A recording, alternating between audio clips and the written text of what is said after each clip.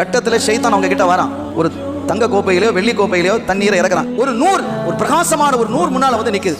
அந்த நூறு சொல்லுது, அப்துல் காதிர் குடிங்க, ரப்பு, நான் தான் உங்களுடைய ரப்பு. எதெல்லாம் ஹராமாக்கப்பட்டிருக்கிறதோ உங்களினுடைய அந்த தவத்தின் காரணத்தினால், உங்களுடைய வலிமையின் காரணத்தினால் எல்லா ஹராமையும் உங்களுக்கு ஹலால் ஆகிட்டேன், நீங்க குடிங்க. அந்த நூறு பேசுது, ஒளி பேசுது. ஓதுலாததுக்கு அது ஒரிஜினல் எது, டூப்ளிகேட் எதுங்கிறத அதை பிரித்தறியக்கூடிய ஆற்றல் மிக்கவர்கள் தான் விலாயத்து உள்ளவர்கள். அவங்க பார்த்தாங்க, அட சபிக்கப்பட்டவனே, எனக்கு ஹராமாக்கப்பட்டது ஹலாலாக்கப்படுமா? என் பாட்டனால் கண்மணியா அதை செய்யலையே, நீ எங்கிட்ட வந்து விளையாடுறியா, தொலைஞ்சு போ அப்படின்றதும் அந்த நூறு அப்படியே எரிந்து இருளாக போய்விட்டது. என்ன தவக்கல்!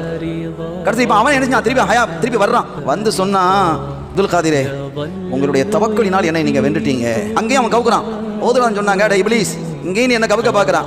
என்னுடைய தவக்கெல்லாம் ஒண்ணும் கிடையாது. நான் உன்னை இன்னைக்கு கவிழ்த்திருக்கிறேன்னு சொன்னா என்னுடைய ரப்பினுடைய கருணை தான்.